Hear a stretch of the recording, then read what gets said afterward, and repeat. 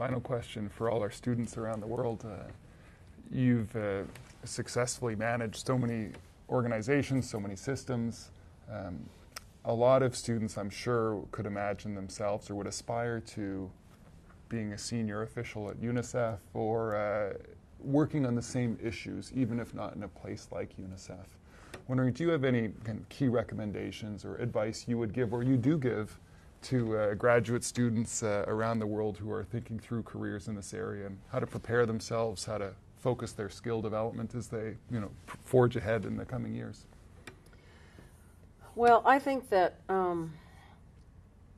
one of the things that I think is most needed in UNICEF and other organizations are people who can think strategically, who can put the pieces of the big picture together, who can assess options, who can really look overall at the situation within a country, within a region, and determine how to really provide the best kind of policy advice to those who are trying to build a country, enhance a country, and so forth.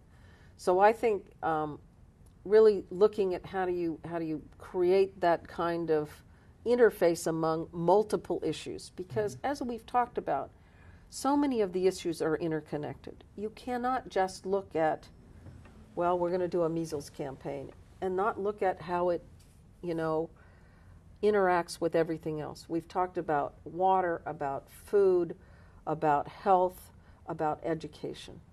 I mean, all of these things are completely interconnected with each other.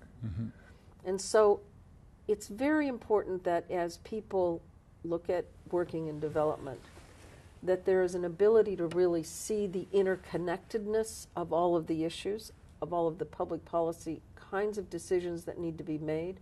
I think a broad sense of policy and economics is important. I also think that it's important to recognize what legal structures exist, where they're deficient, how do you assess the legal structure itself, what kind of laws are needed, because how do you enforce a rule of law unless you have the laws in place? So I think all of that is important for development.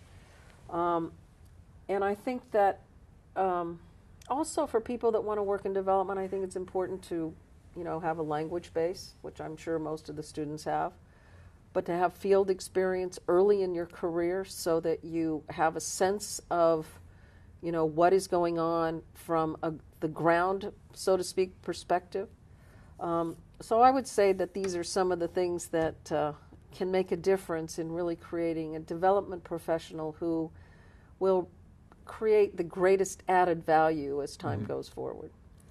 What a wonderful synopsis, and how perfectly appropriate with this this global initiative that we're all part of. So, Anne Venemen, again, Executive Director of UNICEF, what a pleasure and privilege, and what great insights. So I'm grateful, we're grateful, and I'm sure our students and classes around the world are grateful. So thank you very much. much. Terrific.